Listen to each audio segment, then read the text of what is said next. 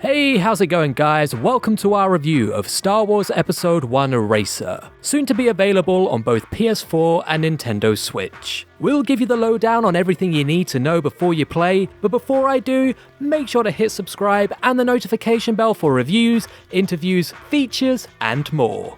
Now, I'll defend the Star Wars prequel movies until the day I die. Often thought of as the leperous arm of the franchise, they're only now finding a newfound appreciation with fans. And this reputation has always been unfair, with all three films offering moments that, in my humble opinion, eclipse the iconic original trilogy, while developing a rich universe and deep lore that until this point had only been touched upon in reference and expanded media. One of the coolest moments in the prequel trilogy can be found in The Phantom Menace. Commonly derided as the worst of the bunch, even its harshest critic would concede that pod racing is pretty awesome. Essentially Roman chariot racing but with rocket boosters and aliens, it gave us 15 of the most exciting minutes found anywhere in the saga. That's why it was a no-brainer for LucasArts to release Star Wars Episode 1 Racer alongside the movie in May 1999. Putting you in control of your own pod racer, it's essentially Wipeout set in a galaxy far, far away, where you compete in very fast, very dangerous races across not just the planet of Tatooine, but several hitherto unexplored worlds. With tight controls, a surprisingly deep upgrade system for your racer, and original voice actors reprising their roles, it's clear that a lot of time, effort and love went into what might have otherwise been a throwaway title. It's no surprise that it's garnered a cult following that persists to this day, culminating in the 2020 re-release for PS4 and Nintendo Switch. But after 2 decades away, is it still worth playing Star Wars Episode 1 Racer? Watch on to find out. The first thing you'll notice is that this isn't a complete rebuild, as we've seen recently with the likes of Resident Evil 3 and Final Fantasy VII.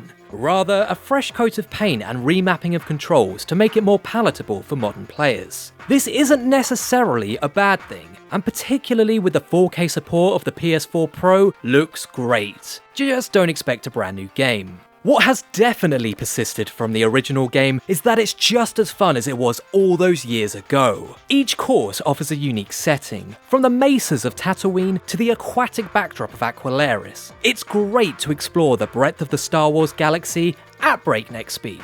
You also get a wide roster of characters to choose from. Okay, unless you're a hardcore fan, you'll probably only recognise Sebulba and Anakin, but each racer can be found in the movie too, however fleetingly, and each have their own racer stats, meaning they're more than just a cosmetic skin. Besides, where else can you play as Ben Quadineros? Aside from maps, characters and lore, Star Wars Episode 1 Racer still handles really well for a game of its age. Considering you're travelling at hundreds of miles per hour and you're about 5 feet off the ground, you'd be forgiven for thinking your racer would handle like a bar of soap. Instead, you always feel in control of your character, meaning tracks always feel fair and manageable. Different courses even offer different terrain to manage. Should ice really make you slide around more considering you're literally floating above the ground? Probably not, but it's Star Wars, try not to overthink it. But this accessible handling also happens to be my biggest gripe with Racer. It's really easy, and that's not me bragging.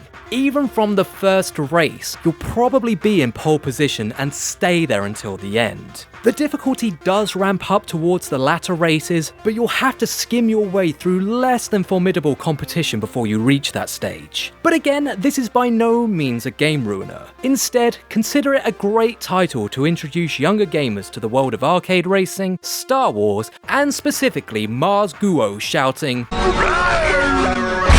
To wrap up, Star Wars Episode 1 Racer is still very much worth playing in 2020. It's aged well both cosmetically and technically, and can be enjoyed by gamers of all ages. My advice, pick it up on the Switch rather than PS4, as it's not something to sit back and play for hours on end. The quick pick up and play nature of the game makes it perfect for the more portable console. But what did you think of Star Wars Episode 1 Racer? Let us know in the comments below, and don't forget to like, share and subscribe for more videos every single week. See you next time!